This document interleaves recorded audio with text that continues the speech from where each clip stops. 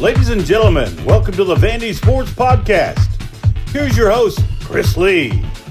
Commodore fans, on your feet.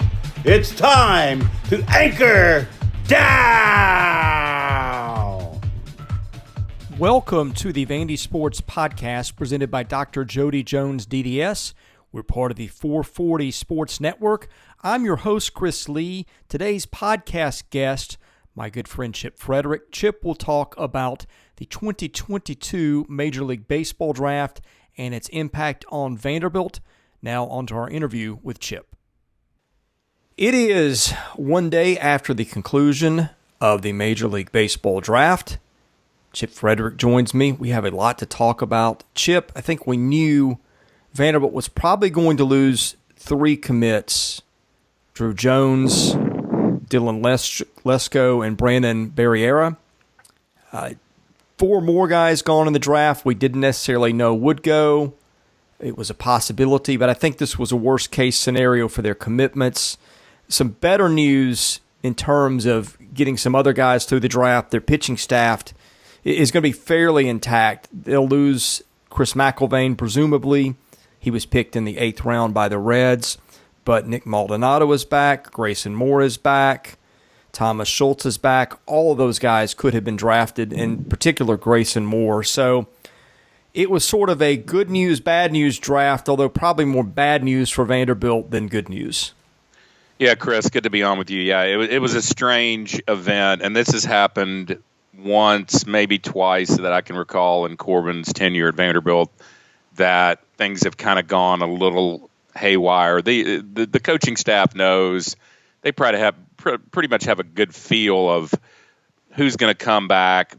There's signees that are sort of unrealistic, and when you talk about, everybody knew that Andrew Jones wasn't going to be in a black and gold uniform, but I think this was one of those just kind of moments in the Corbin tenure, the Corbin era, that some things kind of went a little differently than they thought, and some guys slid out and got drafted in some positions, which is just the money's just going to be too hard to turn down when you get selected in the first round. So, and it's easy, Chris, to sit here and try to jump to conclusions that, the wheels are falling off and the world is coming to an end. And I realize there are some reasons for concern in today's 2022 world.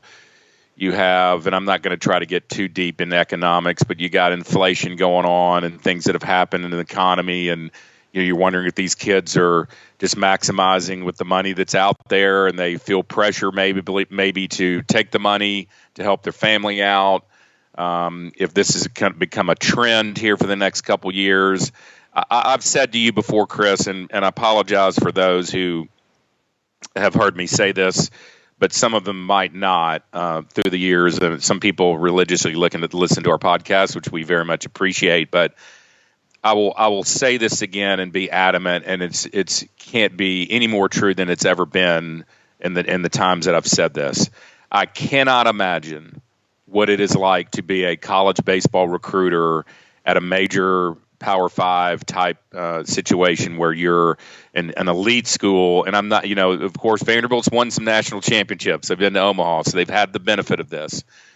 But I cannot imagine how it feels like compared to other sports to take and entertain a Dylan Lesko and an Andrew Jones and these kids, Barriera. I mean, just to get to know them and just have them just leave, and you've recruited them. They've taken their pictures in their jersey, and they've come, and you got to treat them like they're coming to school. But realistically, that a lot of them won't, and a couple fell out this year that they thought that were going to come, and I have to just really adamantly say how frustrating. And these guys get paid a lot of money, so but still compared to basketball, which of course there's less numbers, in football, you're dealing with a lot of more numbers, but there's still not this wavering back and forth of the draft. And the draft just kind of ebbs and flows, and this is one of those years for whatever reason, whether it's money, whether there's some talk that some of the players are using Vanderbilt as a leverage to get that offer from Vanderbilt to jack up their the amount of money that they're going to get from the pro teams. I don't know. It's just a strange thing. As I've said before, we're in uncharted waters right now, and this year was just one of those strange ones that happened. And, I don't think next year you're going to see the ripple effects come up this year, but I do see some concerns. I don't see a concern that Tim Corbin and his staff won't adjust, because I think they will. I think you'll see that. But I do think going down the line, the 2023 class, the 2024 and 25 classes, you look down the road, there's going to have to be some adjustment, not just with Vanderbilt, with your elite programs and how they manage the draft, how they get these kids to either in or out. And I know that's hard to do with your elite players. You want to recruit the best. If you recruit the best and you get the commitments from the best, it helps your program and notorieties and the rankings. But there comes a point where something's got to give, I think, and an adjustment has to be made by the coaches across the country, especially your Vanderbilts and your LSUs of the world, because it just seems like it's so much wasted time to me. Yeah, I think that Drew Jones, look, when you were in the conversation for 1-1, you're not coming to campus. Dylan Lesko was, I guess, considered the most talented high school pitcher out there. There was a surgery. People don't even blink over that anymore. So that was one that was easy to figure he wasn't showing up. And I'm not going to take a shot at any kid, or I'm not meaning it that way here as I talk about a couple of these guys, but Brandon Barriera sat out his high school playoffs. And I guess there's a lot of ways to process that. I'm not sure that I'm crazy about that for a lot of reasons. I don't know how that would have gone over with them. So this is just me speaking. I don't know how they feel about that. I think what had to hurt, though, was Noah Schultz was one we've talked about for a couple of months. We thought he'd be on campus. And his reaction was, as soon as he got picked, and again, I'm not knocking the kid. He grew up in the Chicago area. I'm presuming he was a White Sox fan. The perception was he had a number, I think, around maybe $3 million. I don't remember for sure, so don't take that as gospel. That I think a lot of teams weren't willing to meet, but all it takes is one. So that was sort of a perfect storm. But still, I mean, the way that he just said, yeah, I'm going to the White Sox without any thought was that had to sting a little bit. And Sal Stewart's reaction was a little more measured, but it seemed pretty clear he was going to. I think that's what would maybe bother me, and I don't know how they feel about it. But if I'm Tim Corbin, I think that's what bothers me more than anything, is you had Stewart on campus. You had a lot of people thinking Schultz was fairly committed to Vanderbilt. And then just like that, it sort of evaporates. Yeah, Schultz played it looks like he really upped his stock. He was playing in a collegiate league right before the draft, and apparently just was mowing people down. And when your slot value where he was picked at 26 is $2.7 million, and you got Sal Stewart at $2.3 million, that's a lot of money. And for these kids, and as I mentioned, you don't know what the family situation is, what the economy's doing. That's a lot of bling for an 18-year-old kid at 2.7 and 2.3 respectively. I think what Vanderbilt has done so well in their marketing that they do, some people can say they don't do enough, or I think they've done a pretty good job though on the recruiting side of really promoting. That's why you see the flags around the stadium or the jerseys in the trophy case when they make it to the big leagues, and the flags of the guys at the top all around the stadium when they make a guy, they ceremoniously put the player's number up around. They do a good job of marketing, which they should. The David Prices and the Dansby Swansons and the Sonny Grays and the Mike Miners, all those guys who have played, who could have taken pro contracts when they were 18 years old, and they didn't. So it doesn't take a rocket scientist to figure out that's what you should promote. If you're trying to say, come to Vanderbilt, you're going to make the money on the back end. We're going to make you better. You're going to get a degree or a partial degree or on your way to a degree at a world-class university.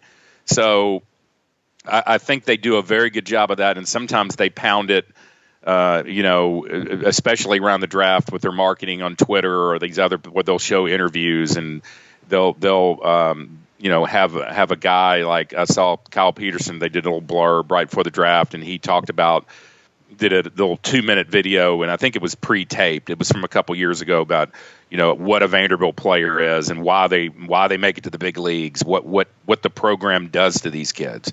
So they do a good job of that, and I think it either sticks or it doesn't. Noah Schultz, sure, he's from Chicago and the White Sox. There's a connection there, but obviously his reaction, and I noticed that as well. He was as good as gone. There wasn't, take off the Vanderbilt hat and put on the White Sox hat, and I'm gone. I'm the 26th pick. I think he probably had it in his mind. So, it sticks with some kids in this generation. Maybe it doesn't stick as much as far as what it costs. But you have to understand at $2.7 million, you're in a different tax bracket on day one. You got to pay taxes on that. If he has an agent, he's got to pay his agent. So then you're left with what? Is it 36, 37, 38% tax bracket or 40? And I'm not sure what it is now, but it's in that 36 to 40 range. And that wipes out a lot of that $2.7 million. And then where are you? And then especially these kids who, the 746,000 slot values. And as you go down and you go in the different rounds, it drops off tremendously, Chris, and you know this. But some of the listeners need to. It is a spiraling number when it gets after the first round. How dramatically those bonuses are, and then you're stuck with riding a bus and getting paid about $900 to $1,100 a month until you make it. And as you go up in Double A, you make a little bit more, but the most of that money's coming from the bonus. So I think it just was a year that it didn't stick as much with these top guys. I do have an inkling in that some of these guys are using the Vanderbilt playing for Tim Corbin, because for years it was hard to get a guy from Vanderbilt. Even big league clubs backed off and they said, well, we're not going to take this guy because Vanderbilt does such a good job, and they sell it. But it was amazing how I think some of these kids just fell off, and it was surprising. I think they knew they were going to lose 4 or 5, like you said. I think the 3 surprised them where they went, and it's just you learn from it, and I have no doubt that Tim Corbin has huddled with his guys. If I was on his staff, I'd be like, all right, look, what did we learn? What do we do for 2023? How do we change our approach? And you just adjust. And if you don't adjust, you're going to be left at the bottom of the barrel, getting kids that are not going to make your team as prominent as it's been in the past. Yeah, the counterpoint, I guess, would be that you're going to have to pay that 37 or 38% tax rate now or later. In other words, if you come to Vanderbilt, you get a 7-figure bonus, you have to pay it then. So in a way, that's a little bit of a non-starter to me. But I guess the bigger thing is, do you feel like you're going to be better off 3 years from now, having come to Vanderbilt, upped your draft stock, had the experience, had the education? And so that's to me is where it falls. I think the other thing is the suspicion is the culture of the program is being used against them in recruiting. I don't know that I can prove it. I don't know that I've heard it definitively, but the thing that's out there against them is that it's very militaristic, which I'm not saying that in a demeaning way. I think that there's a lot of great things about the way he runs his program. And I think the highest compliment you can give somebody is, would you let your kid play for him? And my answer is that I would. And I haven't said that about all the coaches that I've covered at Vanderbilt. But, I don't know how much that gets used against them in recruiting and how much that resonates, if it does. I guess the counterpoint is you got some other schools that are a lot looser with things. Tim, to his credit, I think has been fairly loyal to his players. He's taken a lot of criticism about not hitting the transfer portal harder. I'll get to that in just a minute. But he gives kids who stick around and do the things they want them to do an opportunity rather than just going and recruiting over them in the portal. And I do wonder to some degree if that'll come back around. I won't name them, but I'm thinking of a couple of SEC schools in particular, and it's not, I'm sure, limited just the SEC.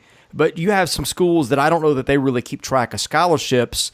And when the latest shiny object hits the portal or whatever in recruiting, they're going after them. Well, you're going to get some kids that show up to campus disappointed. I do wonder if to some degree, if that is used against them, if this is not going to come full circle a little bit and tilt back in their favor. Yeah, a lot to tackle there. Yes, I do think it's used against them in recruiting. I think that it's maybe not militaristic. Some coaches might use that, but there is a lot of order. There are rules. There are positions that are earned. I don't think there's backdoor deals, back office deals that are made in the locker room on a recruiting visit that you are going to start on day one. We know that is not going to happen under his watch. Under Corbin's watch. So, yeah, I mean, today's kid in 2022 different than a kid back when Sonny Gray and David Price were playing, and I'm using those guys as an example of kids who, compared to a Noah Schultz, similar, type round, getting first round money, second round money, third round money. So that's why I'm using those two guys, and there was a unique situation in both of those. I think Tim Corbin was kind of a father figure to both of those guys. They were local products. They were in the mid-state area. They saw Vanderbilt as, they were coming to Vanderbilt to help raise some banners and get the program where it needed to be. So you're talking about a kid from Middle Tennessee versus a kid from Chicago area or across these areas where they recruit. So I think that there's some truth to that. I think that in Vanderbilt's case, you have to, when Nick Saban, and I told somebody this the other day about a football parallel. Nick Saban, if you remember in football, went bananas when the high-powered offense, the no huddles, and he just hated it. He would talk about it. He said it wasn't good for the game. He didn't appreciate it. He thought it was more of trickery than anything, and the pace of the game was going too fast. People were going to get hurt. He used all these. Well, the next thing you know, he starts doing it himself. And it's that if you can't beat him, join him attitude. And now Saban runs high-powered offenses. They run no huddle. He had Kiffin on his staff. So the parallel I'm using is I do think these guys, Corbin and Baxter and Brownie, will have already and people are looking for quick fixes, and we need to get these guys in the portal. We need to sign 8 guys and building it that way. Don't underestimate. I will say this about Tim. He's always been, as far as I've known, ahead of the curve. Some people might think some people at Magoogan aren't ahead of the curve, which is, rightly so, as far as NIL and kind of being ahead of the wave as far as different things that are going on in college sports. But I can tell you this isn't news to Tim Corbin as far as how they're going to react. Now, they might not do it at a laser fast pace, but because I think he will be measured, because he doesn't want to disrupt the locker room, and he doesn't want to disrupt the way he does things, and he doesn't want to give up the fact that, I'm not going to tell a guy he's going to start day one. Well, it's hard when you're a junior or a senior transfer coming in the portal. You came there to play. You wouldn't be, if you're good enough. And so there's that kind of back and forth there, and you got to be careful. But I think that it's just going to take some time, and you're just going to have some trust that some things will happen, and they'll be able to get some kids in school. And remember, when your point about the over-signing and getting 60 kids to come, and you show up at fall practice, and there's 60 guys, and you're one of these guys that thought he was going to get a chance, and you look around going like, well, hey, Coach, I thought you said there was going to be 4 left-handed pitchers, and there's 9. What's up? Well, I mean, at a UT, it's not really at UT and an Ole Miss, Mississippi State. It's not as hard to get into school like it is a Vanderbilt. You got to get in school if you, first of all, at places like the Vanderbilts of the world. So it's a little different situation as far as over-signing. You don't have that luxury to do that as you would as a state school. So I no doubt I think that's going on in some places in the SEC, and if you turn around, you better watch your back, because if you say you're going to come and you commit to a school and you turn around, there could be 3 or 4 players behind you who fit kind of the profile that you are, and I think that's going on. I absolutely know it's going on in some places. So, and we'll just have to see how it shakes out. But that's just one of those things of this crazy world right now in college sports. Well, and to be clear, and again, I respect the way he runs his program. There are times he doesn't help himself. I thought that maybe after they won a couple of national titles, he would get over some of the surliness after losses. He hasn't. Which, I mean, but there's part of that I admire and respect, because he doesn't like to lose, and I wouldn't like to lose either in this position. But you saw him skip the post-game interviews for LSU. Again, I was in the hospital that weekend, or not far removed from it, so I wasn't there for that. But, everybody knows about that. There are places he doesn't help himself that he probably should do a better job at. But again, there's a lot there to like about the way he runs the program. There were a couple of things I wanted to talk about, one of which has slipped my mind. One thing was that, we didn't really mention Carson Milbrandt and Ryan Clifford in our pre-draft podcast. We should have done that. Those guys got drafted. Milbrandt went to the Marlins, 85 overall, a little bit higher than you were seeing him in prospect rankings, but not much. Perfect Game didn't like him as much as a college prospect. And then I had Ryan Clifford, who went 11th round to the Astros just a few minutes into the Tuesday phase of the draft. That's always a bad sign, because what happens is the Astros in this case had signed a lot of smaller school, maybe not small school, but they're not the LSUs, the Mississippi States, the Vanderbilts, lower conference kids, who I'm presuming are not going to demand huge signing bonuses. I had not heard of most of them. And then they take Clifford in round 11. You presume there was an overnight conversation there to where it was like, okay, we're going to have this much money left. And the Astros don't have a huge bonus pool. I think it's somewhere a little south of $7 million. But anyway, you presume that there was a conversation where they said, hey, if the offer were to be this, what would you do? And you don't usually draft a guy in that spot if you don't like the answer you're getting as a pro organization. Yeah, just with Clifford, I just still think if the slot's $125,000 after taxes, it's less than $100,000. Well, he's not going to get slot. Like that's one of those cases where they're looking to save money at lower picks. I would bet you that's a 7-figure offer or close to it by the time. Really? It's done. Okay. Well, yeah, I mean that's not going to be Clifford. Look, Clifford was a top 100 prospect by some people. A kid like that is not going to sign for $125 and go to school. But what I was getting at is, I bet you they save money in rounds 4 through 10-ish. True. You save 6 figures here and 50 there and 200 there. You add that up and you can make that kid an offer that's a lot harder to turn down financially. Right, and that has to be the case in looking at it. Yeah, I mean, but it's frustrating. You had no idea that those guys were going to slide out of there, and so you really had, looking at the big picture of the ones that you talked about, that I sort of, the Sal Stewart situation. We were talking a lot about him a couple weeks ago. He was in summer school, and there's some people that talk to me, and I don't know if this is still the rule or not, Chris, and this might be just something that have to be followed up by someone, maybe somebody on the board could talk about it. It used to be, if you were enrolled in school, then you could use that as negotiation as far as a team picking up your education going forward if you signed. I'm not sure if summer school counts, and that's been a discrepancy tossed around by several people. They didn't know if that's some leverage that he was trying to use on before. But, we were talking last time, we thought, well, Sal Stewart was going to be potentially safe and could be, the team's third baseman next year.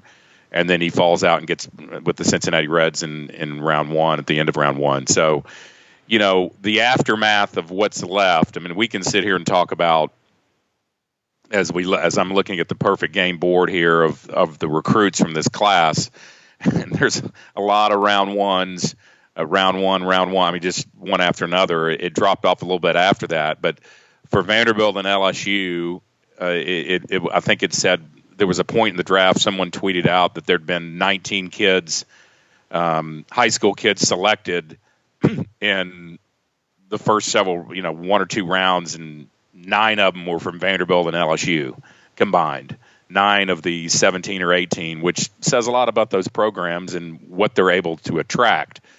but it's not really who you get to commit. It's who shows up in fall for fall practice. So who's left.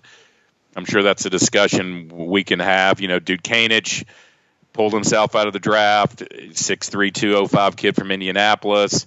You had R.J. Austin from Pace Academy in Atlanta, shortstop, infielder. He did not. He pulled himself out the week of the draft. And you got, the Maldonado kid who I think he's safe, right? He felt he did not get drafted. I'm right, Chris Maldonado. Neither Maldonado was drafted. Right. So, you've got some kids who remain, but it's definitely it's a skeleton of what it was, what we thought it was, potentially going to be 2 weeks ago, and it's just the trend of whether this you start looking and you get lost. You get lost on the internet on these recruiting pages. What does 2023 look like, and how many of those kids? What are they projected to do? But I guess the aftermath is we've talked about who's gone, but those kids are gone. It's who's going to be left and who's going to help, and of course we don't know anything about the portal right now. That's still open for discussion, and hopefully some guys will be able to sign on. But who can help when you're looking down the road from this 2022 class? Who can be impact players, if any, on day one? And I think they still have a couple guys. I like Duke Kanich. He's still going to be a freshman. Big kid, big body, and then you got to wonder if R.J. Austin is going to be able to fill a role early. You got to wonder if Maldonado, he was recruited by Clemson and decommitted after the coaching change, and when Bakich came down. So if he's going to have a shot, what his chances are. So pitching is not I don't see pitching being a problem on the roster in 2022-23 season, the 2023 season. It's just where they're going to get their power and where they're going to get their spots on the infield that I think is the concern there. Well, LSU, and then I'm going to hit a couple things related to Vanderbilt, got 4 of the top 65 recruits through the draft without being drafted. It also had Brady Neal and Jaden Newt, who were Newt particularly regarded as a tough sign. They were picked in round 17 and 19, which means, in fact, the Brewers took both of them. The Brewers could throw money, I guess probably not at both of them, but maybe one of them. But usually the deals where you feel good that a major league team is going to get those guys are in rounds 11 and 12, where those overnight conversations take place. 17th and 19th is a little bit more of a dart throw, it would seem to me, unless the Brewers knew something, which in case you would think that they would have taken them earlier. But in any case, back to Vandy, I know they felt good about things heading into the draft. And so I'm presuming this was a surprise to them getting those 4 kids. Again, you knew 3 were going to go. That was just a built-in expectation that most people had. You figured they might lose 1 or 2 of the remaining guys, but all 4 of them, Vanderbilt usually has a better batting average in the draft than that. It didn't happen this time. Now, the other thing could have been, and my answer that I got was not very detailed. It was just exchanging texts with somebody over there. And this is the thing that's been a theme. It's kind of taken off a life of its own, and it's the thought that they don't want to use the transfer portal. And I don't think they do for the most part, probably. I don't think that's their preference, but they're not stupid. And the one thing I know about Tim Corbin is he never leaves a stone unturned or an option unexamined. That could have meant also, hey, maybe we got some backup plans if this doesn't go. I mean, they're going to commit to the guys that commit to them first. But if people think they're not aware of the transfer portal and who's in there, and I'll leave it at that. I could go a little further. That's not accurate. Yeah, that's right. As I mentioned before a few minutes ago, I think that this staff is, they're not going to do something like some of these teams have done where they've just jumped out and overcommitted and getting a bunch of transfers to come in and let's get good real quick, and we'll let team chemistry and all those other factors just not be as important. And we just know that's not going to be the case over there. But I do think probably there's some things that be in the works to get some areas of need addressed. I would think. Bolger made it through, so he's behind the plate. But if there's a chance to get a big time catcher, big bopper, first baseman, third baseman, corner positions like we talked about in that triangle. Maybe get a stud reliever or a starting pitcher. I don't think you're going to see more than 5. That would shock me if it's any more than 4 or 5. You might see less than that number. I don't see it being 7, 8, 9, 10. For the very reason that we've talked about, for chemistry and what it's hard to get in kids to school, and plus we don't know. There's some rumblings going on with the situation with Vaz, the situation with Kolwyck. I don't think, although Vanderbilt put on their Twitter page that it was almost like that Vaz has made up his mind. I don't know if you saw that. Kolwyck it was almost like going to the Kansas City Royals. I took it as not that he was drafted, that he was gone. And then you have the Kolwyck situation, which is sort of, we don't know 100% what's going to happen there. So until that sort of, I think there's a lot of wait and see here. You can't wait too long as far as before you make decisions, because some kids got to make some decisions this summer where they're going to go to school that are in the portal. But there are a lot of quality players in that portal right now that do not have homes, and we'll just have to see how that shifts out. But it's I can't harbor the point enough that it's just to be one of those guys and to commit all the time to recruit and to get to know the families and to get to know the kids and take an interest in them and take road trips to watch them play and call them and text them and do all that stuff. I can only imagine the frustration that it has, and I guess there's some of it they know. Andrew Jones is out there on his Twitter page when and maybe it was just because he's friends. I mean, he's from the Atlanta area, so he probably he knows R.J. Austin, and when R.J. Austin pulled his name out of the draft, I think there was a tweet by Andrew Jones. That's awesome, great job, anchor down, all that. But I mean, that's kind of, that's a little bit of false. There might be some posturing in there too. And look, that doesn't mean that these kids don't have attachments and relationships. Yeah. I was told Jordan Lawler really wanted to come to school last year, but when you're getting $6 million or whatever it was thrown at you, sure, it's borderline irresponsible maybe at that point to turn that money down. Now, look, if you're Andrew Jones or somebody whose parents have made a fortune in the big leagues and you can shoulder that burden. I've never understood maybe why more of those kids don't come to campus. Well, I guess you just saw one who did in Jack Leiter a few years back. But anyway, that aside, let me get into how things could shape up next year. I think at catcher, you've got Bolger and Espinal as the options. They'll have a freshman come in too, but Espinal is the kid that's waited 3 years and not gotten to play very much. He's a guy that they like. I think they like his leadership, his personal qualities. Certainly he's a good defender. We haven't seen much of it. And that's a place where, again, I give them credit rather than recruiting over a guy like that. They're going to stick to him and give him his shot. And Bolger, you're going to have to rest your catchers, so that's a place where they can do that a little bit. At first, that's where I have the biggest questions. I presume that's going to be Parker Noland probably, although Nolan could also go back to third where he's played. Nolan's going to start one of those places, and I've not checked the numbers, but he is hitting the cover off the ball in summer ball. He's a kid that's always had talent. They believed in him from day one. He started from basically the first day he's been on campus almost, if not that exactly. So that's a kid, and I know people are bemoaning the lineup, and they don't have this, they don't have that. Nolan's a kid that I think could have a big year for them next year. You could see him at third, maybe Leneve at first. They tried that last fall. I don't think that worked very well, but we'll see another offseason with fewer options and fewer reps to go around. Maybe that's where he settles. You've got to presume Diaz is going to be the short, probably with Maldonado backing him up. I don't know if Maldonado can play second. I'm sure he can. Second, you got a lot of options. You got Austin, Vastine, Gordon, Kolwyck.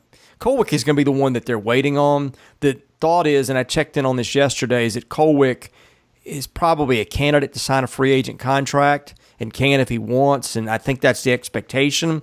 But he's also got a fifth year if he wants to come back and a place on the team. So I did check on that. That's not just speculation.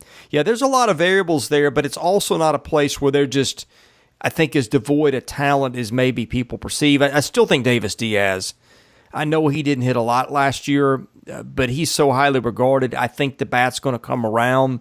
He makes contact. It's just got to be harder contact. Again, Nolan, I think to me is a dark horse for having a big year next year. I don't think it's as hopeless. And again, there may be some parts added here later. Look, is it 2019 Vanderbilt? No. Is it 2007 Vanderbilt? No. I don't think it's exactly gloom and doom either. This season of the Vandy Sports Podcast has been made possible by my friend Dr. Jody Jones, DDS. When it comes to general or cosmetic dentistry services, Jody is the best in Nashville. Just check out his client list. It testifies to that. He sees movie stars, music stars, athletes, coaches, you name it. Jody is the dentist of choice for stars in Nashville, but he sees regular folks like you and I as well. What people love about Jody's office is the ambiance. It's relaxing. It's friendly. Someone described it to me as a tooth spa. Whether your needs are general or cosmetic, go see Jody today. Call him 615-270-2322. See him at 55 Music Square East, not far from downtown or the Vanderbilt campus. Jody is a former Vanderbilt football player and a huge Commodore booster, so go and talk Vandy sports with him while you're there. Go see Jody Jones today. Thank him for his support of this podcast, because without it, this season would not be possible. No, and I think did Kolwyck not get picked by the Orioles? No, Kolwyck was undrafted. Okay, I thought for some reason I saw a tweet where he was picked like in the 18th round, but maybe that was somebody else. So that's why when you said free agent, but yeah, he could be a candidate for free agency. Signed up, but that's maybe I'm dreaming stuff at night. I need to get to bed earlier, but yeah, there's definitely going to be you worry about on just the surface this team for 2023. The pitching is going to be, there's some power arms in there. You could especially when you talk about your top line, your front two guys, Friday, Saturday guys. If you're just assuming on the front end, Holton, Futrell, which be a pretty good bet to make on that Friday, Saturday, and a lot of power arms to do. A lot of you've got a guy who you got several guys. Patrick Riley, where does he come into it? I mean, you look at his arm and how live it is. And when he was a freshman, you're thinking surely that kid is going to be in the rotation. So the pitching is not the concern to me. It's just where they're going to get the runs, where they're going to get, you got speed in the top of the order, but where are you going to get the power in today's game? Where are you going to get those power numbers? And you just wonder if that's the case, where if they got some portable opportunities that they would fall down and get 1, 2 guys, 3 guys, perhaps, to fill that void in today's college baseball world. So, yeah, I mean, you still got an outfield that's, you got a Hewitt out there, you've got Enrique in center, there's some names out there, and it's okay it's human nature, and this, to kind of look over your shoulder and see what this school X is doing towards the east or towards the south, these teams, and down in the bayou, what LSU is doing, and you kind of pay attention to that. If you're a coach, you do. It's hard not to, and if you're a fan, it's hard not to. But you have to keep in mind that this staff is, as long as this staff is together, and Tim Corbin's at the helm, he's going to do things. He's going to stay ahead of the curve, but he's not going to do them. It's almost like one of those iceberg ships that you see in Alaska and the North Pole. They're going to power through and cut the ice, but they're not going to do it to cut corners. They're going to make sure the decision's right before they make it. Yeah, I think either what's going to happen is you'll see a couple of guys come back, like a Kolwyck or maybe a Vaz, that they weren't expecting. Although I don't know what the expectation on Vaz was to get drafted. I did not see him in any prospect rankings or anything, and Baseball America goes all the way to 500. He was not in there. So I would expect either one of the solutions is they get a couple of guys back that they weren't expecting, and I mean specifically Kolwyck or Vaz there again, or they hit a couple kids in the transfer portal. And by the way, there's still some really good players out there in the portal. And I suspect a lot of them are waiting to see where situations settle before the marriage happens, so to speak, both on the part of the coaches and the players. The outfield, I want to get to that before I dive into pitching, which you touched on. Hewitt and Bradfield are going to have homes out there. I presume Hewitt probably in left if Vaz does not come back. Bradfield, of course, in center. I've got Polk in right. Leneve can play there too. I think Leneve also has played some left. And Polk also, I think, I looked this up as we were talking here. Polk was listed as an infielder, outfielder on Perfect Game. I think he played all in the outfield last year. Don't take my word for it, but I remember looking that up the other day, trying to see if he'd played anywhere else, and I couldn't easily find it. So I think those are some good players. Polk is one whose name comes up a lot, is a pretty talented hitter. Again, I mean, he was a kid that had on-base and slugging numbers almost identical, I think, to Dom Keegan. So I'm not suggesting he's Keegan's equal as a hitter, but if you're doing that, maybe he is. I don't know. But I think there's some options there. You go to the rotation. I've got it as Holton, Futrell, Riley, and Cunningham as their 4 starters in that order. The thing that I've learned in covering their program is it never shakes out that easily. Whatever you think he's going to do in July, there's going to probably be a different answer come the third weekend of February. And they got all kinds of guys behind that. They got Doolin, Loboki, Maldonado, Moore, Owen, Thomas Schultz, and a couple of freshmen too. Horn and Thompson are 2 kids that I think are pretty talented. Again, they're not what they lost in the draft, but one thing I think is for sure to me, and Jack Anderson also. Jack Anderson, a kid who I confirmed yesterday, he's in grad school. He can come back for another year. He might be able to help them. So pitching-wise, I don't think anybody's arguing this very much. I think they're in really, really good shape. Would they have been better with Schultz or Milbrandt or not Schultz? Yes, Schultz, Milbrandt, some of those guys. Yeah, certainly they would have been. But I think they've got a really deep and to be honest, experienced pitching staff. And sometimes that second part is what really comes through when a guy's been 3-4 years on campus. And don't forget, you got Schultz, Maldonado. I mean, let's. I mean, those two guys. And Hunter Owen. I mentioned Hunter this last podcast. Hunter Owen, we never got to see what that looks like over a full season. But before he got hurt, the stuff was tremendous. The control was tremendously improved. Hunter Owen, I think, could have been a game changer for them down the stretch, but we never got to see it. No, and it's just with this pitching staff, it has been for years.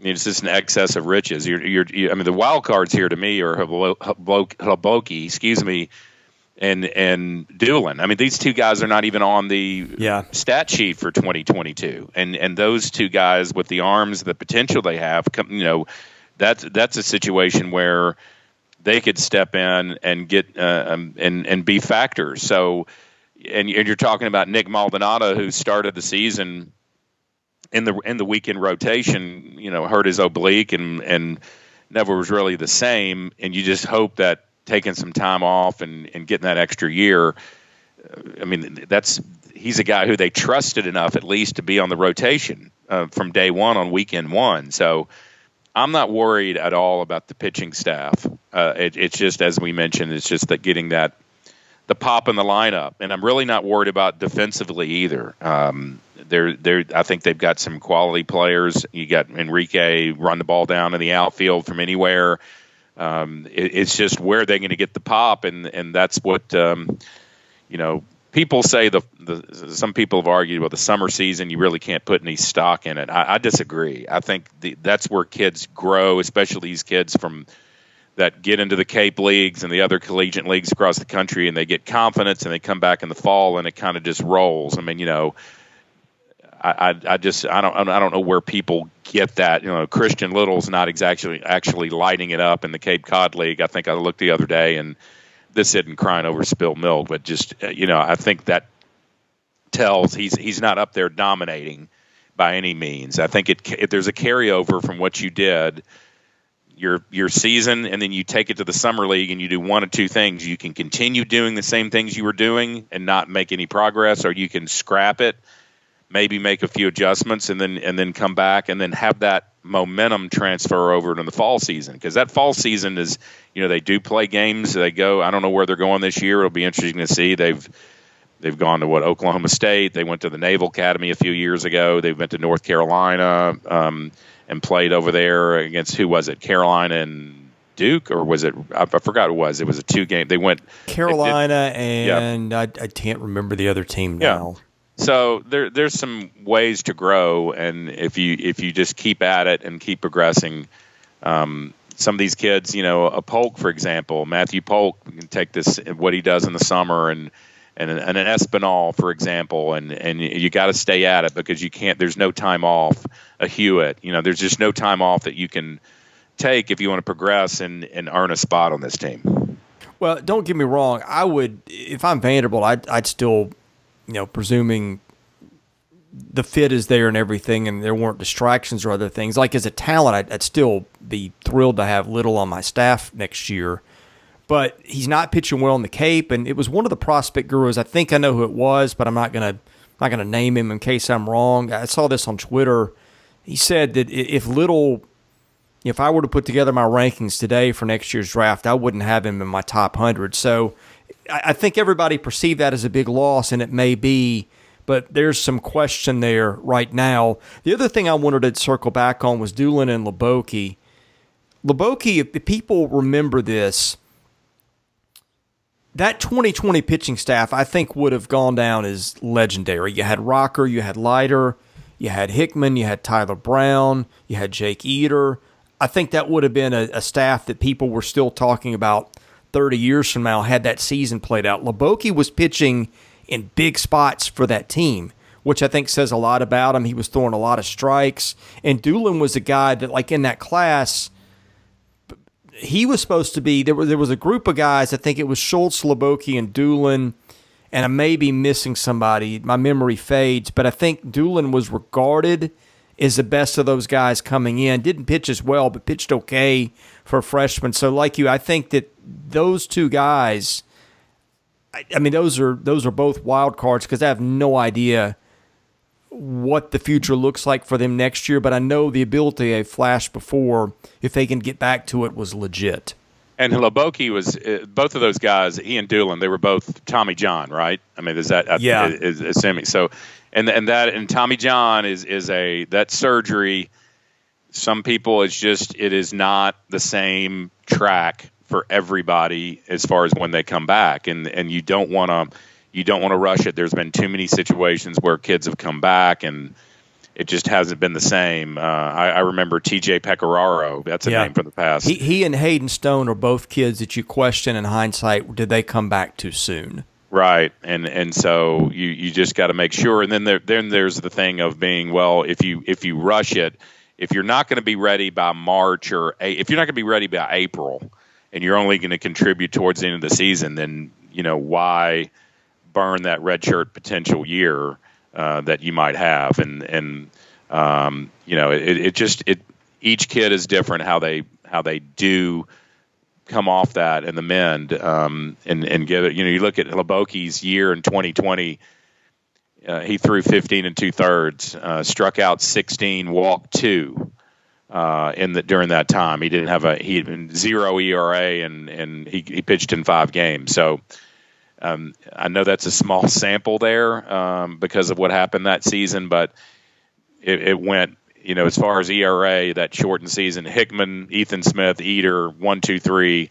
And you look at the numbers. I mean, minuscule ERAs from pitchers 1 to 10.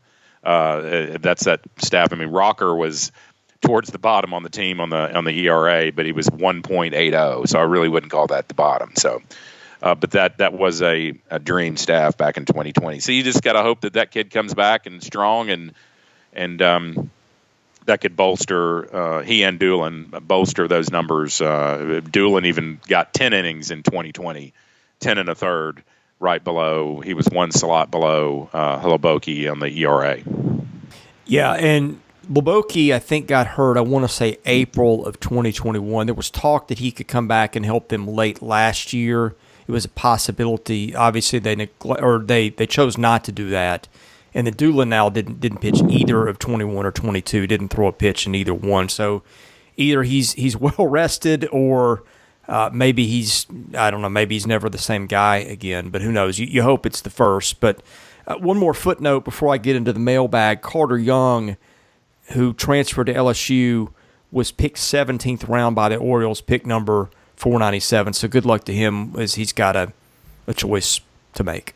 Did you notice, Chris, that both schools recognized LSU was treated him like he was one of their own, and Vanderbilt treated him like he was one of their own. So I've never seen that before, where both but two schools were congratulating him, and I don't know if they had a picture of him in an LSU uniform, but you can kind of superimpose those these days, and it makes it look like. But I kind of thought that was unusual. What do you think he does?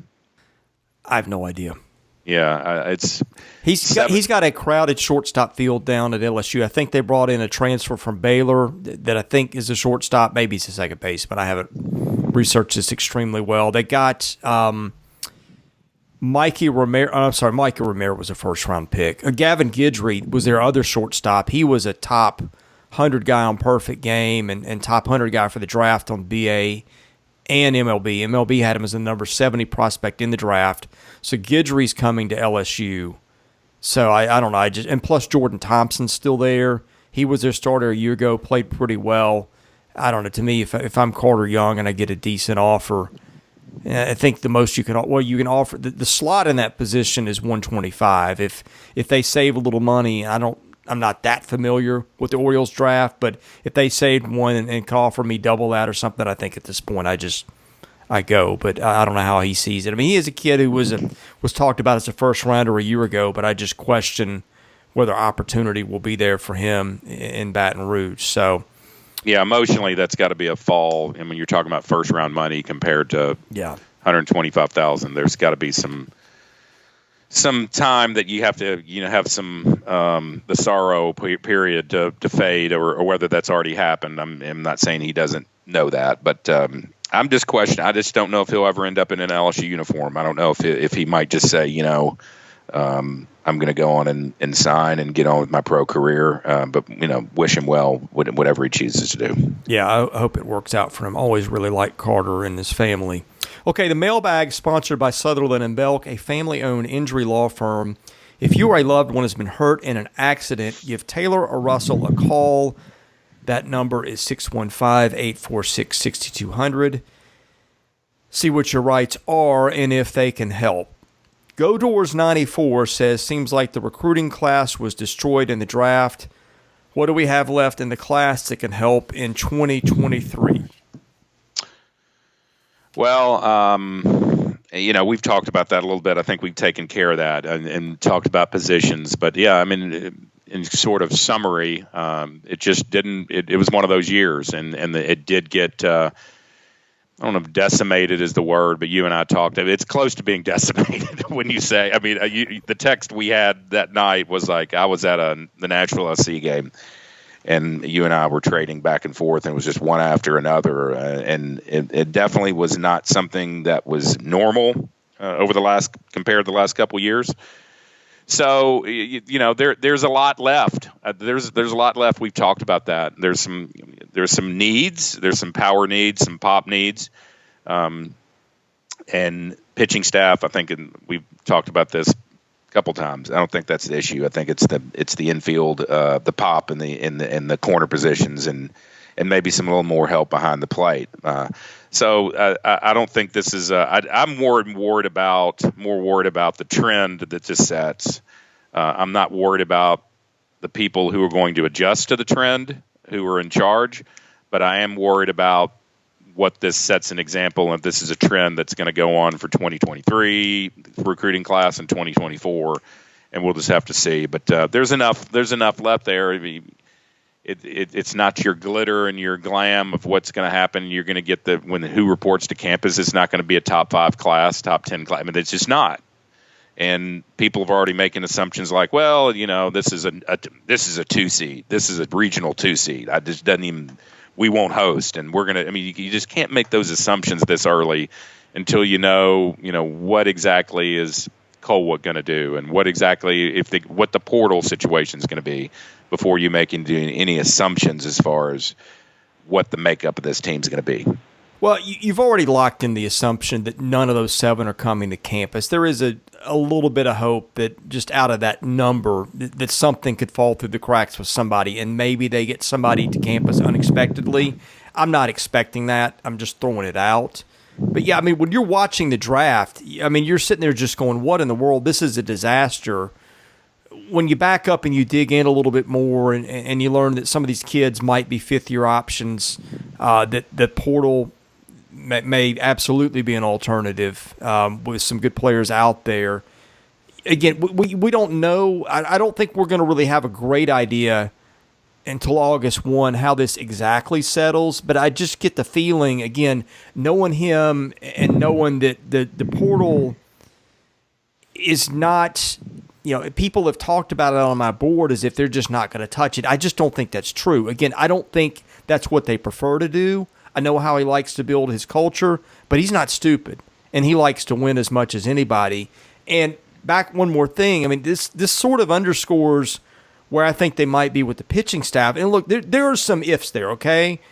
We are presuming that Patrick Riley, Bryce Cunningham are going to take steps up, that the Futrell we saw at Oregon State is the one we'll see.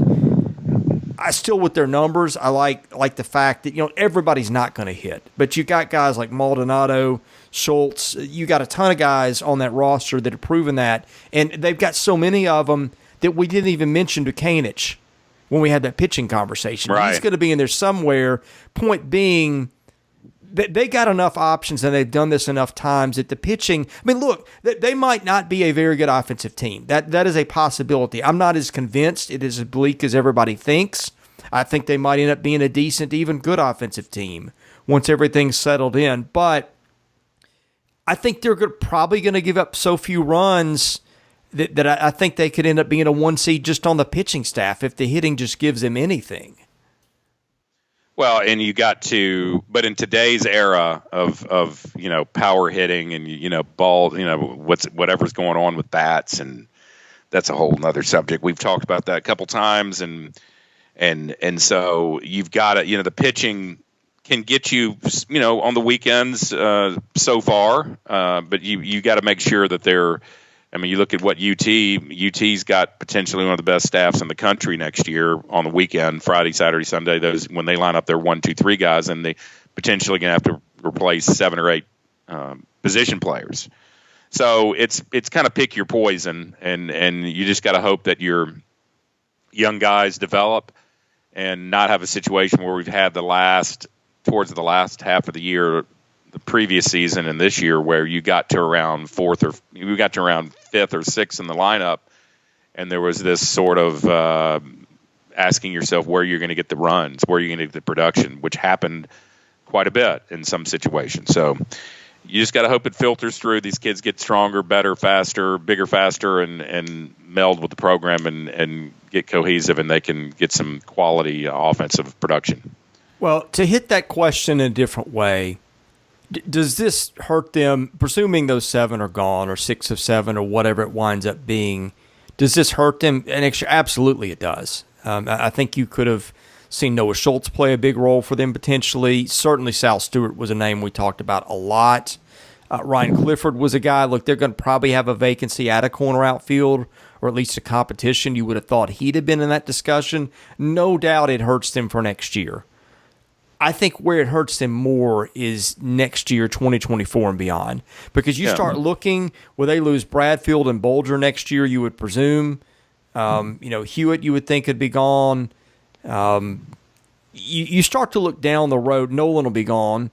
Leneve will be gone if he helps them. I mean, it just is – it's a place where you start looking 2 and 3 years out, and you're like, they have got to get guys to campus either through the draft – or hit the portal hard, or find some new commitments, or that's where I think they're going to be hurting. Look, the good news is he's got a long time to figure that out. But it does put them behind the 8 ball, I think, for 2024 and 25, based on what happened this week, just a little bit. Yeah, yes, and you look at the perfect game commitments, and they've all got 19 commitments for 2023, which is incredible to me. One of whom I think is the number one player in the country, which that's Right. another you presume they're never going to get him. Yeah, but if you ever want to peek behind, there's other sites. There's tons of sites you can go to, but they have them by year. You can, there's already some kids from 2025, 2024 and 2025, which is incredible to me how the game has changed so much compared to what it was 25 years ago. But yeah, 19, 20 guys have already, quote unquote, committed to Vanderbilt. And then there's some movement in that list. There's some kids who will back off one or two, and but that just goes to show you. And you wonder, there was some talk if Corbin might go to some of these kids who they don't feel like are just that might be using them for leverage and just try to get them to decommit, and so they're not taking up the spot. But that's hard to do, man. When you're on that road and you're trying to be the best and you're trying to recruit the best, you get, there's a happy meet. Do you sit there and do you say to yourself, well, we're not going to recruit the best because we don't think he's going to ever make it to our campus? I don't know. It just seems like it's just well, look, Chip, your only cost there is your time you invest in the kid. True. Like if somebody says to me, okay, you can have Andrew Jones committed to your class, I say sign me up for that. For one, you're going to get talked about a lot on TV. For two, let's say there's a 1 in 100 chance that he comes to campus. Well, that's terrific. That's getting an All-American in your program probably for 2 years, maybe 3. So I do it. It's just his time has got to be limited. His demands on his time are crazy. So to me, that's one of those you build in. It's not like he woke up on draft day going, well, I wonder where Drew Jones is going to go. Everybody knew that was going to happen. Your cost is Tim Corbin at Vanderbilt. To me, is does it cost me energy and time I can be spending elsewhere to land kids who've got a much better chance to come here? Yeah, and it just shows you the rarity of a Kumar Rocker and Jack Leiter. Jack Leiter coming to campus. And I think the stat was however many percentage of those drafted early as those guys were to be projected. It's almost close to 100% that they don't sign with their college team. And you have the factor of those guys pulling themselves out or letting teams know I'm going to Vanderbilt, don't draft me. And that carries some weight. But it does show you, just what a rarity is. And when those kids do now, with the caveat that I think that happens in the future, if the next Kumar Rocker, Sonny Gray type situation, Jack Leiter comes to a school like a Vanderbilt or a LSU or whatever and falls to the draft and says, I want to play college baseball, undoubtedly, I think with the way the world's changed on the current rules, you're going to have to get those kids NIL money. I don't see any other way. Do you? Yeah. Well, some of them are already getting NIL money, but right. But I'm just saying for the future. Rocker didn't get NIL money. No, because it wasn't in the rules. It wasn't available. But I'm just saying comparatively down the road, if you're going to get a kid like that, you're going to have to get. If a kid as talented as a Rocker or Leiter are going to fall to you and not. Or they're going to get drafted and not sign, or they're going to pull their name out of the draft. That is where the give and take. I think that's the difference. You're going to have something set up for them, and to sweeten the pot, if that makes sense, for them to come to your school.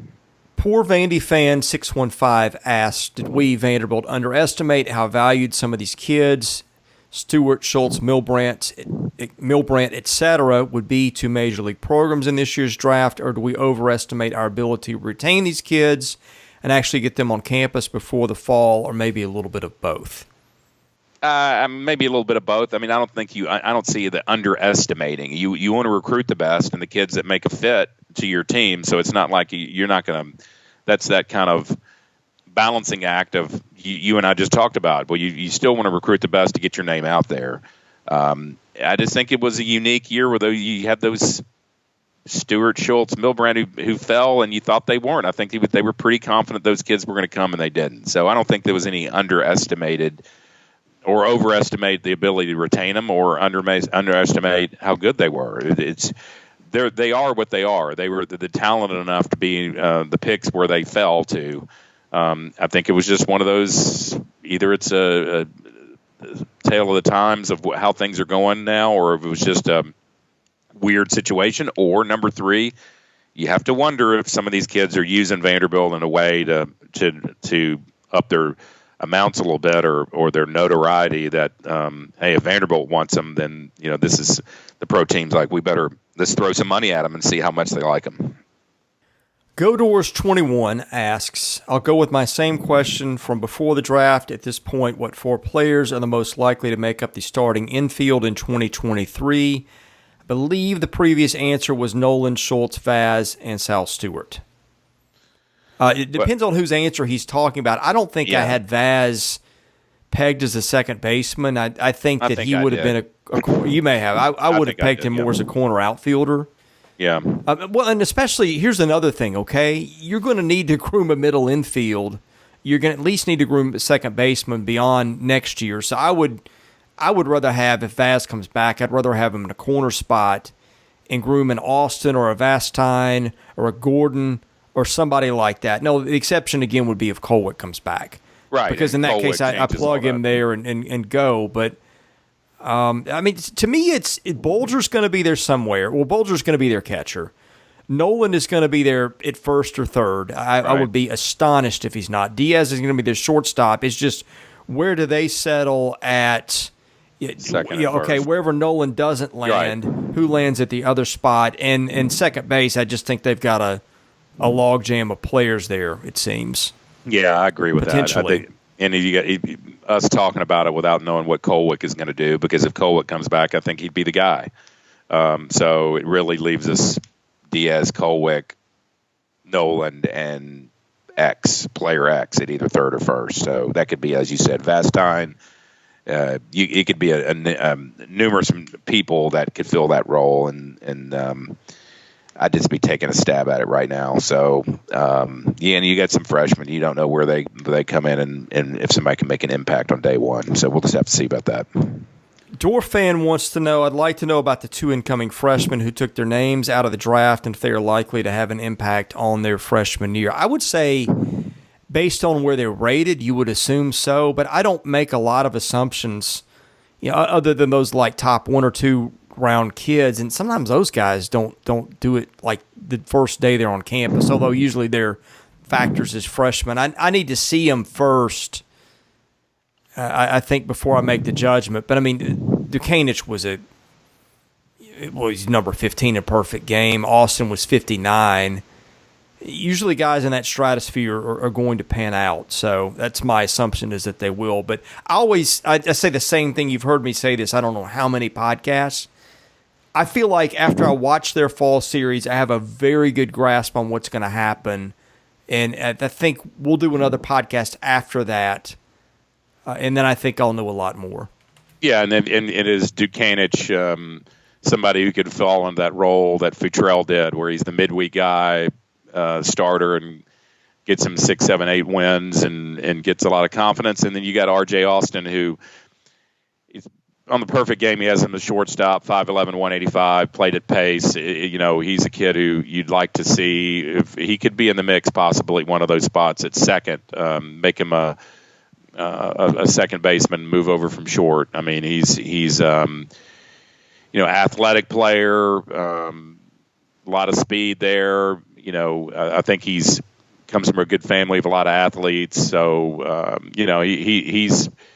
he could be somebody jumping in that role that we talked about if Kolwyck doesn't come back.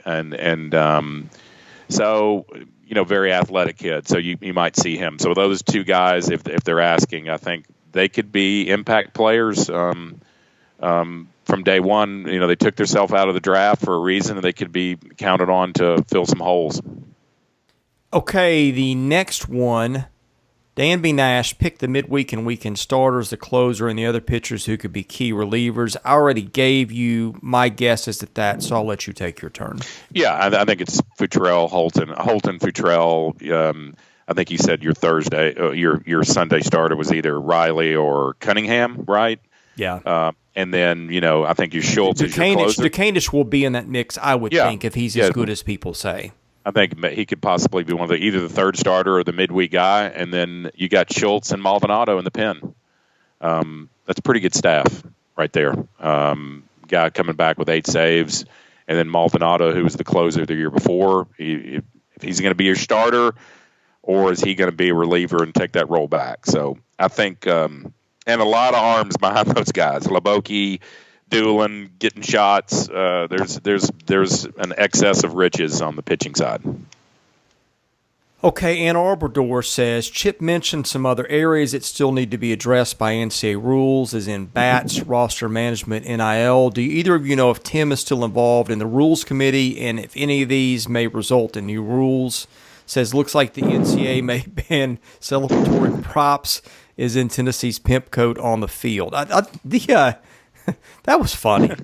I know that Vanderbilt fans didn't like it, and I don't think it should spill over onto the field, but that was funny, some of the stuff that teams have come up with. I hope they don't legislate that all out of the game, because some of that stuff is fun in games as long as it doesn't disrespect or sort of, I guess, fuel the flames for a brawl, which I think you probably saw that happen a couple of times this year where it got pretty testy between certain teams, but I'll let you hit that. You know what's funny about it is how usually things matriculate down from the pro level down to the college level. And I saw, it was like the Angels or somebody played the other night where a guy hit a home run and they had a shopping cart. And they put the guy on the shopping cart and they like drove him down and down the bench as he sat in the shopping cart. This isn't a major league game? Major league, no yes. Joke. So, it's one of those things that I think a lot of that came from the college and worked its way up. One of the things that worked its way up that you rarely see. So, I'm not against having fun. Some of it was, if you're gonna be good enough to back it up, it's okay. Some of it got a little aggressive, and maybe they could tone it down that it has to go on inside the dugout. You can't bring the code out. It just is. It's sometimes it's a little much, and I'm a traditionalist about that. Again, I'm against having fun, but it's just maybe they can say happy medium is if you're going to do all that, with the shaving cream or the whipped cream and the. We could sit there. I mean, there was one where they ate something. That one. Yeah, there was one that had whipped cream. A guy took a shot of whipped cream in the dugout after he had a home run, and different food stuff, putting on a cone on his head or football helmet. I think Louisville put on a football helmet. It's just, it's just 18-year-olds having fun. I'm not against that, but I'm sure they might tone it down just a bit as far as where you can do it. Now, as far as to answer the question, I do not know if Tim's still involved in the rules committee. I know he was for several years, and that kind of rotates out. So I do not know that answer as far as if he's still involved, but I'm sure he keeps tabs with it, and his input is valued. I'll say that much. I'm guessing that fur coat had to be faux, because if I got a real fur coat, I'm not letting sweaty, dirty men parade that thing around in the dugout. Yeah, I think it has to be. I thought some of the stuff Tennessee did. Look, I know they're the villain of college baseball. There's a lot they did that I didn't like, but some of the stuff they did was it was funny.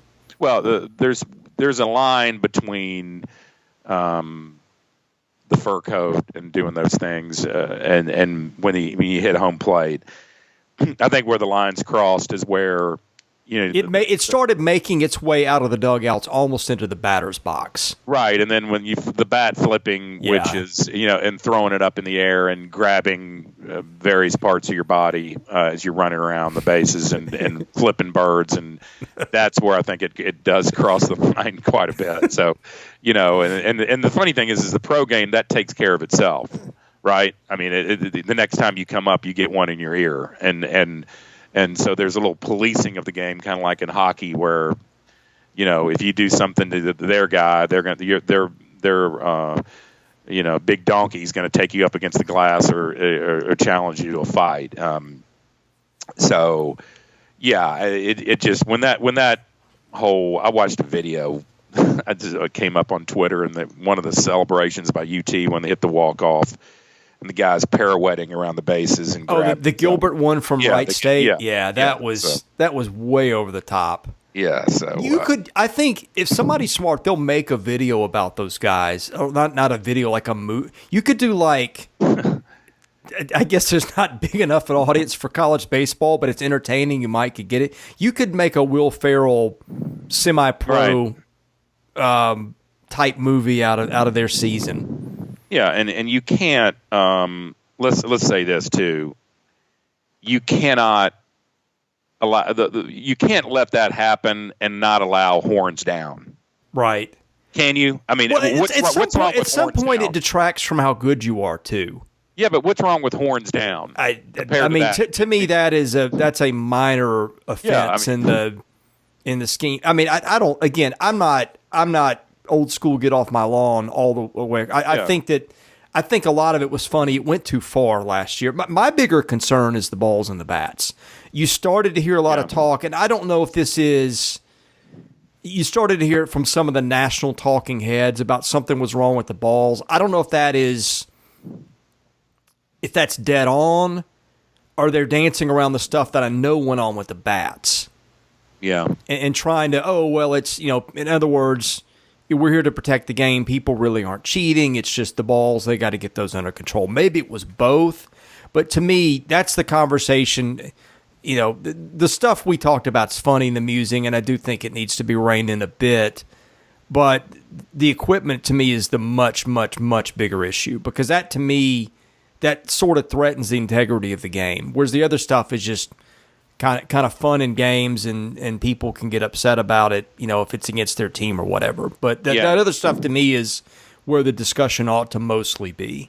And people have to understand, listening, they can't just make it. Well, they could just say we're just going to go to wood. We're going to go to wood, and that's that, and we're going to take care of that situation. I don't know if that's where the best situation is budget wise for these teams, or what have you. But I that would be the simple thing. But I think that would probably be going too far.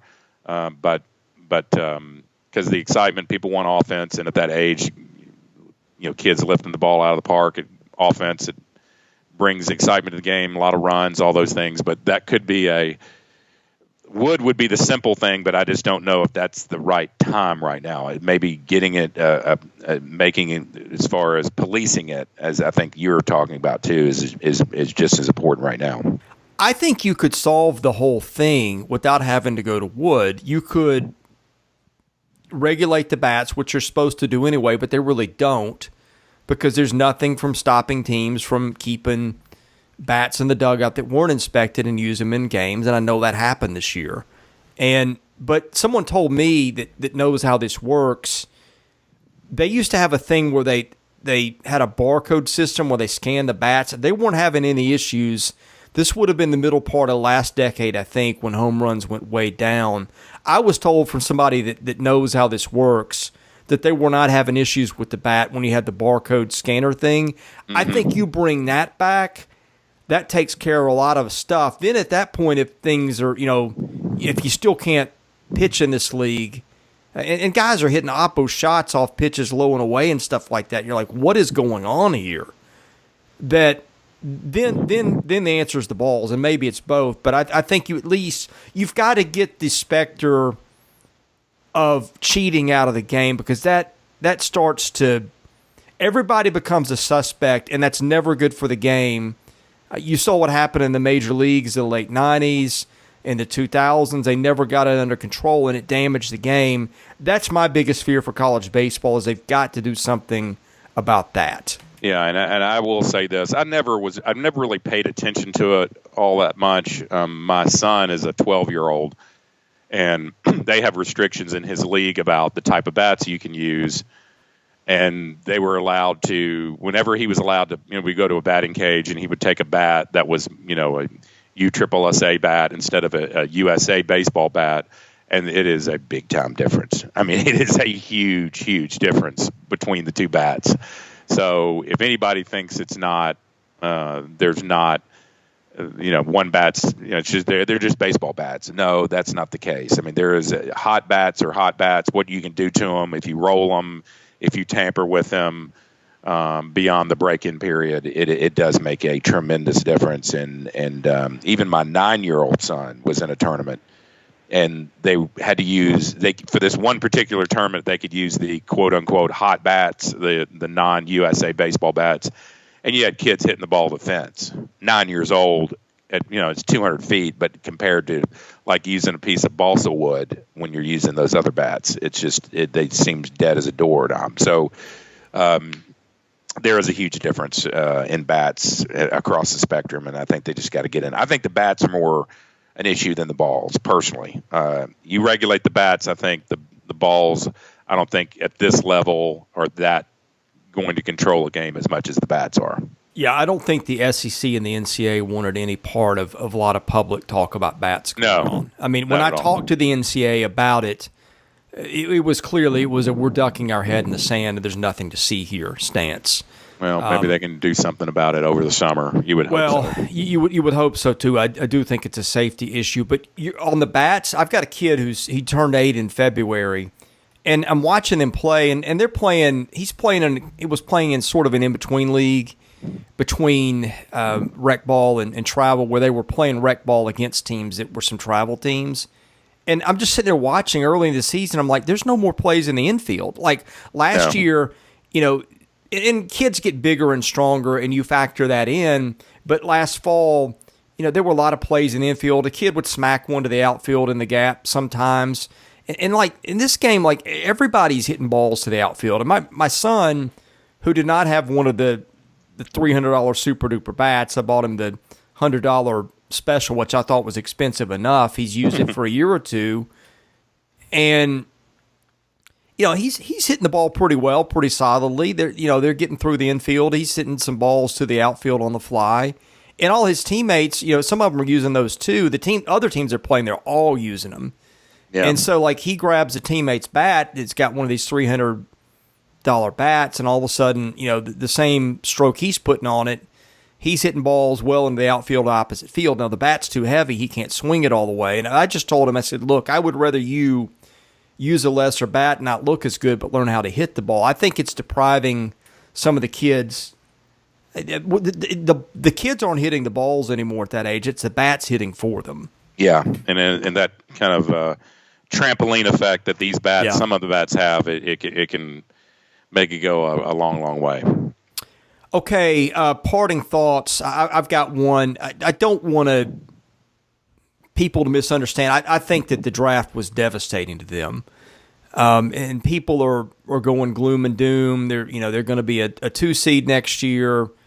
They've got no hitters. I don't buy into all that. I just would tell people, and I'm not going to give you my judgment on this team for next year. I do think they'll be pretty good because they've got enough pitching, and I think you've got some young guys like Polk, who, given an opportunity, will hit. I think, again, Nolan, I think, is primed for a big year.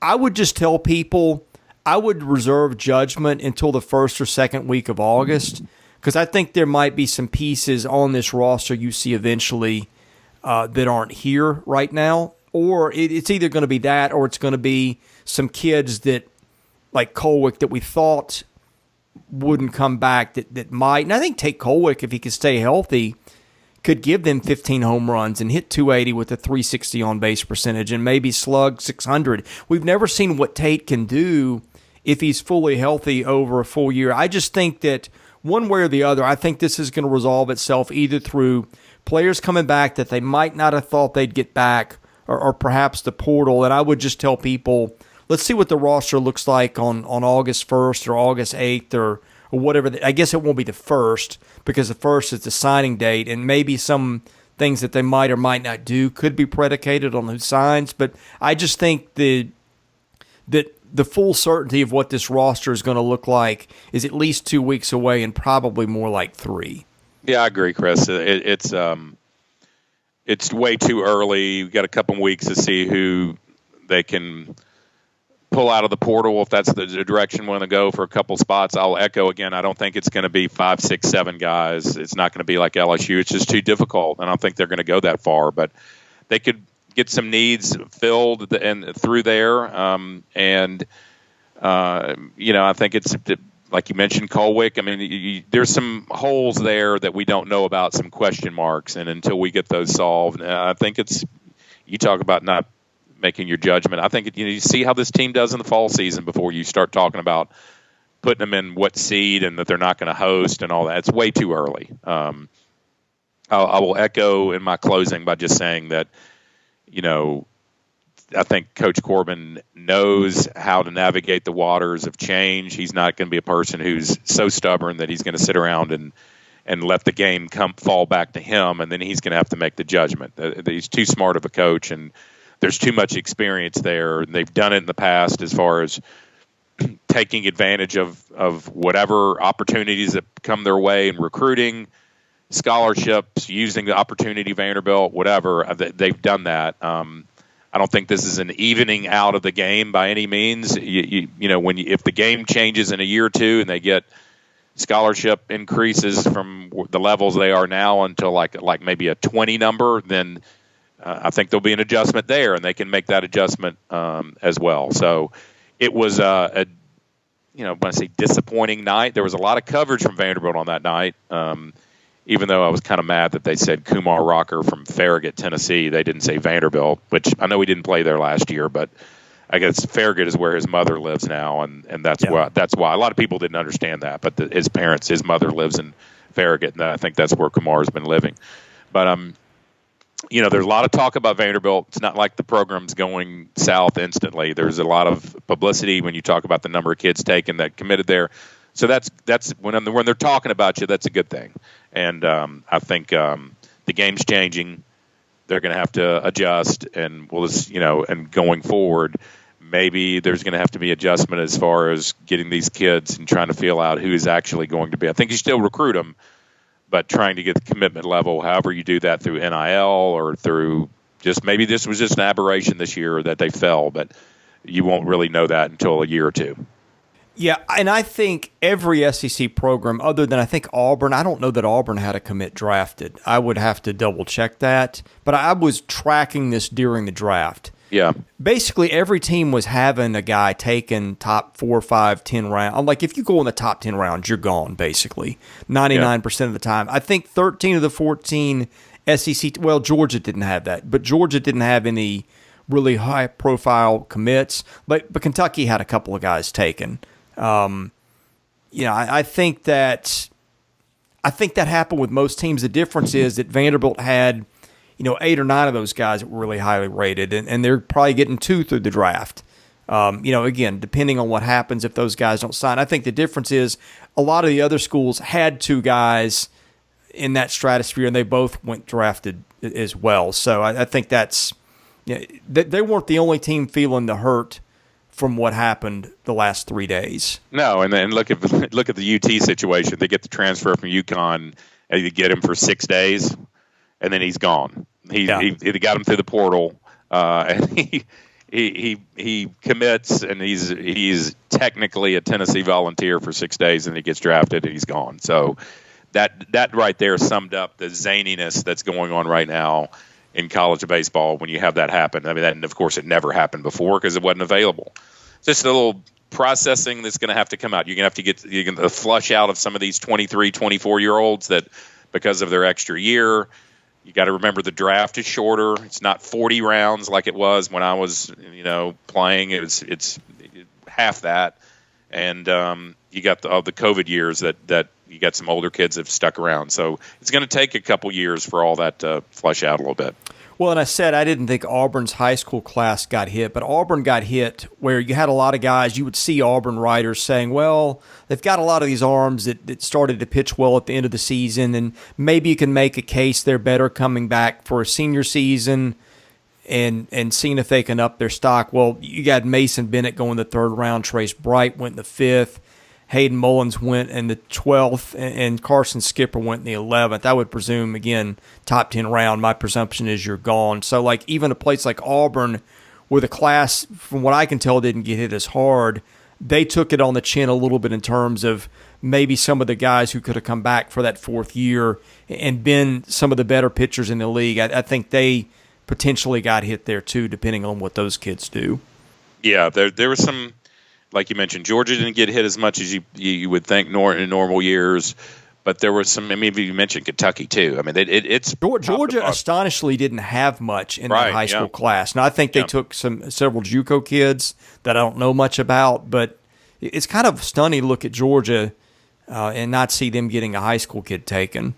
That was unusual compared to years past. As far as I know, I need to double check Yeah. that, but based on tracking them as they were going down, which I basically witnessed just about every pick. So Yeah. okay, parting thoughts and any messages on real estate that the audience might need to hear before we end this. Well, I'll do the real estate here because of people probably tired of hearing me talk about how things are going to be okay for Vanderbilt, which I do think they're going to be. It's just going to have to take some time to flush things out and adjust. But on the real estate side here in Nashville, things are pretty hot still. We've had some price reductions in some homes that have been perhaps overpriced, and you're seeing that in a lot of the markets. Not just on the higher price homes, but on the lower price homes. Homes staying on the market just a little bit longer than they have in the past.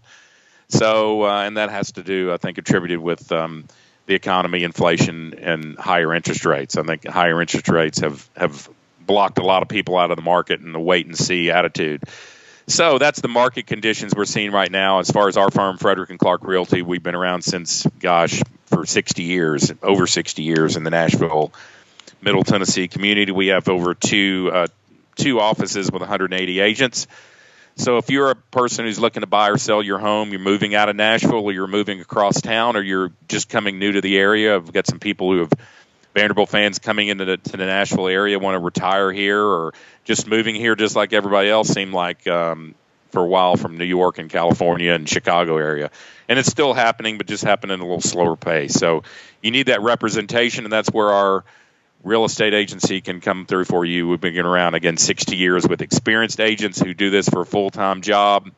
We can help you navigate the waters of these still kind of interesting times when you're trying to maneuver and buy a house or sell it. You want to have that representation and a professional agent to help you. So look us up on the web, fridrichandclarkrealty.com. You can call me personally at 615-327-4800. I'd love to talk to you about your unique situation that you might have if you're a buyer or seller and help you out with your real estate needs. All right, Chip, thank you as always for doing this. I suspect maybe mid-August, early August, if the roster has changed, if there have been some unexpected developments or some new developments, maybe we circle back one more time and do one of these. But yeah, a lot of things to be settled between now and the next month, and I look forward to seeing how that takes care of itself.